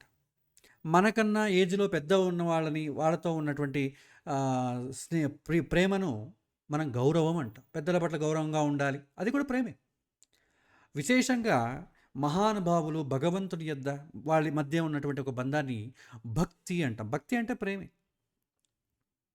ఏ విధమైనటువంటి సంబంధం లేకుండా స్త్రీ పురుషుడికి మధ్య ఉన్నటువంటి ఎలా అంటే ఒక వివాహం అనేటటువంటి బంధం లేకుండా వాళ్ళిద్దరి మధ్య ఉన్నటువంటి సంబంధాన్ని కామము అంటాం. దాన్ని ఇంగ్లీష్లో మన యొక్క ఆధునిక భాషలో లవ్ అంటాం. లవ్ అంటే మనకేమి అదొక పవిత్రమైన ఒక వర్డ్గా కనిపిస్తుంది, కానీ శాస్త్రంలో దాన్ని కామము అనే అంటారు. ఓకే, సో ఇలా తల్లిదండ్రులకు పిల్లలకు మధ్య ఉన్నటువంటి ఒక ప్రేమని వాత్సల్యము అంటాము. మనం ప్రశ్న వస్తుంది కదా, నా పిల్లలు నేను చెప్పిన మాట వినట్లేదండి, ఇవన్నీ కూడా మీకు ఎప్పుడు ప్రాబ్లం అవుతుంది? కారక బలం వీక్గా ఉన్నప్పుడు. కారకుడు ఎవరు అన్నట్టయితే గురువు కారకుడు. గురువు మళ్ళీ పుణ్యానికి కారకుడు. అంటే సత్కర్మలు చేసి సరైనటువంటి ప్రామాణికమైనటువంటి జీవితం ఎవరైతే గడుపుతారో వాళ్లకు మాత్రమే సత్సంతానం కలుగుతుంది. వెనకటికి మీరు ఋషిమునుల పురాణాలు, భాగవత పురాణం, రామాయణం ఇలాంటివి చూసుకోండి. అందులో వచ్చే కథలలో తల్లిదండ్రులకు పిల్లలకు మధ్య ఉన్నటువంటి అటాచ్మెంట్ ఏ విధంగా ఉంటుంది? చాలా గౌరవంగా ఉంటుంది. ఎందుకంటే వాళ్ళ ప్రామాణికమైనటువంటి జీవితాన్ని గడుపుతుంటారు కాబట్టి వాళ్ళకి అలాంటి సంతానమే కలుగుతుంది. ప్రామాణిక జీవితం లేదనుకోండి, ఇప్పుడు ధృతరాష్ట్రుడు ఏ విధంగా గాంధారాన్ని పెళ్లి చేసుకున్నాడో తెలుసు. దానివల్ల ఏమైంది? సంతానం చాలా ఇబ్బందులు పడ్డాడు. అది ఒక మహాభారతంలో అదొక పెద్ద కథ అవుతుంది. ఇప్పుడు ప్రస్తుతానికి అది అక్కర్లేదు అనుకోండి. సో వాత్సల్యము ఉండాలి అన్నట్టయితే తల్లిదండ్రుల యొక్క జాతకంలో గురువు బలంగా ఉండాలి. తర్వాత ఈ వాత్సల్యం అనేది ఆ గురువుని బట్టే రుణ సంబంధీ పుత్రుడా, రిపుపుత్రుడా, సత్పుత్రుడా, ప్రియపుత్రుడా, ఉదాసీన పుత్రుడా మనం ఎవాల్యుయేట్ చేయొచ్చు. కానీ ఇప్పుడు అది అప్రస్తుతము. ఎందుకంటే పిల్లలు ఈ రుణపుత్రుడైనా శత్రుపుత్రుడు ఎవరైనా వదిలేసుకుంటావా ఏంటి? అలాంటి ధృతరాష్ట్రుడే వదలలేదు, మన వల్ల అవుతుందా? కానప్పుడు దాని గురించి ఎక్కువ తెలుసుకోవడం అనవసరం. తర్వాత సంతానాధిపత్య బలం. సంతానం కలగాలంటే మొదలు యోగం ఉండాలిగా. దాన్ని బట్టి సంతాన ఆధిపత్య బలం బాగుండాలి. సంతాన ఆధిపత్య బలం బాగున్నట్టయితే మీకు సంతాన యోగం ఉంటుంది. సంతాన యోగం ఉందంటే మళ్ళీ పిల్లలు ఖచ్చితంగా కలుగుతారని అడే కాదండి. పిల్లలు కలగకపోయినా ఈ ప్రపంచంలో ఉన్నటువంటి లేదా పక్కింట్లో ఉన్నటువంటి బంధువుల్లో ఉన్నటువంటి పిల్లలందరూ మన పిల్లలే అనుకునేటటువంటి ఒక సౌలభ్యం కూడా ఉంటుంది వాళ్ళకి. ధారాళమైనటువంటి మనస్సు ఉంటుంది. మనకి పిల్లలు లేకపోవడం ఏంటి? ఈ సృష్టిలో ఉన్న అందరూ పిల్లలు మన పిల్లలే. దానికి ఇబ్బంది పడ్డం దేనికి? వాళ్ళు డిసప్పాయింట్ అవ్వరు, డిప్రెషన్కి వెళ్ళరు. అది కూడా సంతాన ఆధిపత్య బలం, దానికి సంబంధించిన యోగమే. మీకు సంతానం ఉన్నా లేకపోయినా అది యోగం కిందకే వస్తుంది. సంతానం ఉంటే నో ప్రాబ్లం. సంతానం లేదనుకోండి, నో, ఒత్తిడి లేదు, మాకేం కావాలని లేదండి, మాకు కలిగితేనే సంతానము, అందరి పిల్లలు మా పిల్లలే అనుకుని మా కర్తవ్యం మేము చేస్తామనుకోండి, దట్ ఈజ్ మోర్ దాన్ మీ సొంత సంతానం కలిగిన దానికన్నా ఎక్కువ వాల్యుబుల్ కదా.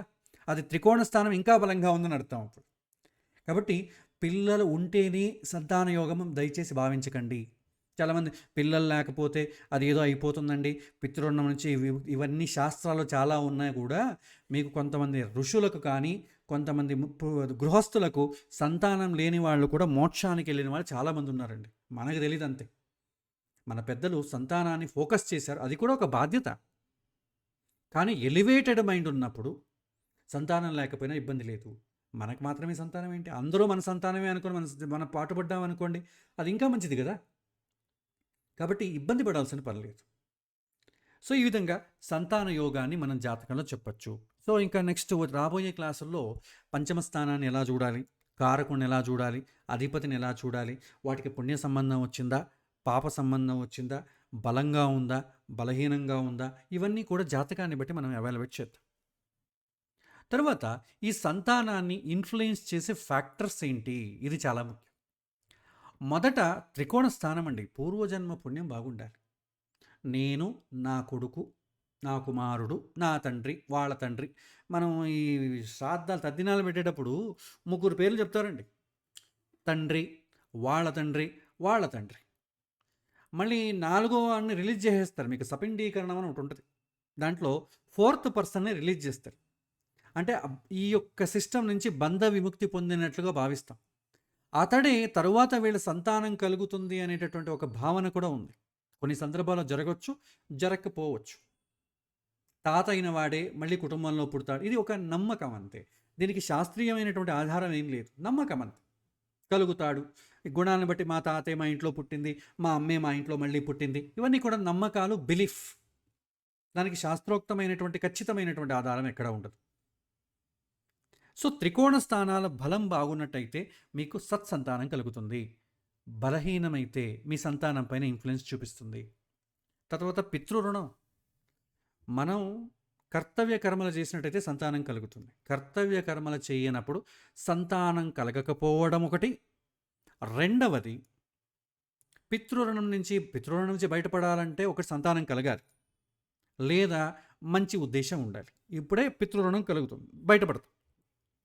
సంతానం కలగకపోయినా, లేదా రుణ సంబంధీ పుత్రుడు, రిపుపుత్రుడు, ఉదాసీన పుత్రుడు, ఈ ముగ్గురు పుట్టినా కూడా నిష్ప్రయోజనమే. ఎందుకంటే మనకు సుఖం లేదు, సమాజానికి సుఖం లేదు. అది మనం రుణం తీర్చుకోవడానికి వచ్చినవే. కాబట్టి పితృరుణం వల్ల కూడా మీకు సంతానం అనే దానిపైన అఫెక్ట్ అవుతుంది. తర్వాత యాన్సెస్టర్స్ రోల్. మీ తండ్రి, వాళ్ళ యొక్క రోల్ చాలా ముఖ్యమైనది. ఇప్పుడు తాత ఎవరో ఒకతను ఉంటాడు, అతను ఉన్న డబ్బంతా తగలేసి తాగుడు తందనాలు చేశాడనుకోండి, అతని సంతానం ఏమవుతుంది? అతని శరీరం నుంచే కదా వస్తాడు. అతని శరీరం వీక్ అవుతుంది. అతని వల్ల అతనికి కలిగే సంతానం మళ్ళీ వీక్ అవుతుంది. అంటే ఒక జనరేషన్ అంతా కూడా వీక్గా ఉంటుంది. అవి దేనివల్ల? ఈ యొక్క యాన్సెస్టర్స్ రోల్ వల్ల. తర్వాత మ్యారేజ్ కంపాటబిలిటీ. ఇది మనం చూసాం. నాడీకూటం బాగుండాలి, గ్రహమైత్రి బాగుండాలి, యోనికూటం బాగుండాలి. నాడీకూటం బాగుందనుకోండి, ఈ రెండు శరీరాలు సంతానానికి సహకరిస్తాయి.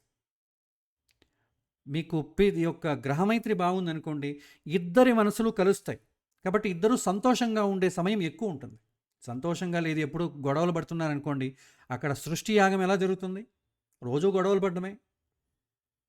యోనికూటం బాగోలేదనుకోండి, వీళ్ళకి నచ్చినటువంటి ఈ ఇంటర్ కోర్స్లో సెక్షువల్ కలవడంలో వీళ్ళకి ఇష్టమైనది వాళ్ళకి నచ్చకపోవచ్చు, అతనికి ఇష్టమైనది ఈమెకి నచ్చకపోవచ్చు. అప్పుడు ఏమవుతుంది? సంతాన యాగమే ముందుకెళ్ళదు. కాబట్టి యోనికూటము బాగుండాలి.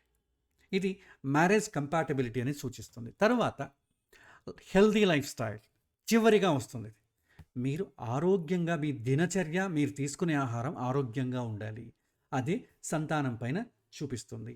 ఒత్తిడి ఉండకూడదు. ఇప్పుడు ఒత్తిడి లేని వాళ్ళు ఎవరు? ఎస్పెషలీ స్త్రీలకు ఒత్తిడి ఉండకూడదు. ప్రాచీన కాలంలో స్త్రీలకి బలవంతపు ఎడ్యుకేషన్ ఉండేది కాదు.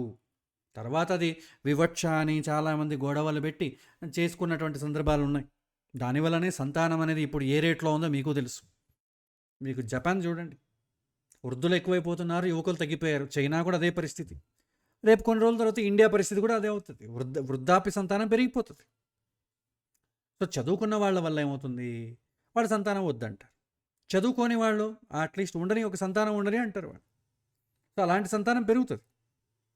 సో మన దేశంలో ఇల్లిటరేట్స్ ఎక్కువ ఉండడం వల్ల కూడా ఒక రకమైనటువంటి అడ్వాంటేజ్. లిటరసీ రేట్ పెరిగిందనుకోండి, అలాంటి వాళ్ళు సంతానం కోరుకోరు. మనకెందుకు ఈ సమస్య? భగవంతుడు అన్నీ ఇచ్చినా కూడా మనకెందుకు అంత రామాయణం? బాగా అఫోర్డబిలిటీ వచ్చినటువంటి డబ్బున్నా కూడా ఒక సంతానం కూడా ఎవరు తీసుకోవట్లేదు. డబ్బు లేని వాళ్ళేమో ఒకరు రెండు. మీరు కూలి పని చేసుకునే వాళ్ళు చూసుకోండి, ఈ రోడ్డు పని చేసేవాళ్ళు తీసుకోండి.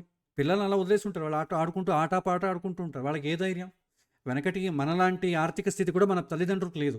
ఒక్కొక్కరు 10 మంది 15 మంది కనలేదా? కానీ ఇప్పుడు ఒకటి కనడం కూడా కష్టమైపోయింది. కాబట్టి హెల్దీ లైఫ్ స్టైల్ అనేది చాలా ముఖ్యం. స్త్రీలకు ఒత్తిడి ఉండకూడదు. చదువుకుంటారా లేదా అనేది దట్ ఈజ్ ఆప్షనల్, కానీ ఒత్తిడి ఉండకూడదు. అందుకే గతంలో మీకు ప్రాచీన కాలంలో బలవంతపు విద్య స్త్రీలకు లేదు. అందుకని ఒక నియమం కూడా చేశారు. స్త్రీలకు చదువు అవసరం, కానీ ఎవరి దగ్గర చదువుకోవాలనేది చాలా ప్రయారిటీ ఇచ్చేవారు. స్త్రీ తన భర్త దగ్గర చదువుకోవాలి. స్కూల్కి వెళ్ళడం కానీ తండ్రి చెప్పడం కూడా ఉండదు. 8 సంవత్సరాల అమ్మాయిని 14 సంవత్సరాలు ఉన్నటువంటి అబ్బాయికి ఇచ్చి పెళ్లి చేసేవారు. అప్పటికే ఆమె ఇంకా రజస్వల కూడా అయి ఉండదు. ఆమె రజస్వల అయ్యేంత వరకు, ఆమెకు 14 ఏడు 16 ఏటో రజస్వల అయ్యేది ఆ కాలంలో. రజస్వల అయ్యేంత వరకు ఆమె తన భర్త దగ్గరే నేర్చుకోవాలి. వెనకటికి ఆ రూల్ ఉండేది. వెనకటికి కాశీకి వెళ్తున్నటువంటి వాడు, అయ్యా మా పిల్లని ఇస్తామని ఎందుకు అడుక్కుంటాడు? మా అమ్మాయి కూడా చదువుకోవాలిగా. సో వచ్చి మా అమ్మాయిని పెళ్లి చేసుకోవయ్యా, మా అమ్మాయి కూడా చదువుకోవాలి, తనకు పాఠం చెప్పమని అర్థం. వెనకటికి మీరు గర్గ మహర్షి తీసుకోండి, వశిష్ఠుడు తీసుకోండి, ఈ ఋషులంతా కూడా వాళ్ళ పత్నులంతా కూడా మహాసాధ్వీములు, చాలా వేదాలు చదువుకున్నవారు. ఎవరి దగ్గర నేర్చుకున్నారు? వాళ్ళ భర్తల దగ్గరే. ఎప్పుడైతే వాళ్ళకి రజస్వలు అవుతుందో ఆ తర్వాత వాళ్ళకి ఎడ్యుకేషన్ ఉండదు.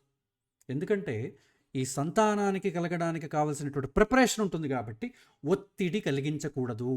మన కాలంకి వచ్చేటప్పటికి ప్రెగ్నెంట్ అయిందనుకోండి, ఆ అమ్మాయికి ఇబ్బంది పెట్టకూడదని తల్లి ఊరికెళ్ళి ఆమెకు కావాల్సినటువంటి సంతోషం కలిగించేటువంటి పదార్థాలంతా తినిపించేవాడు మన కాలంలో. లేటెస్ట్గా ఇప్పుడు ఏమైంది, అవి కూడా లేదు, ఒట్టి ఒత్తిడి.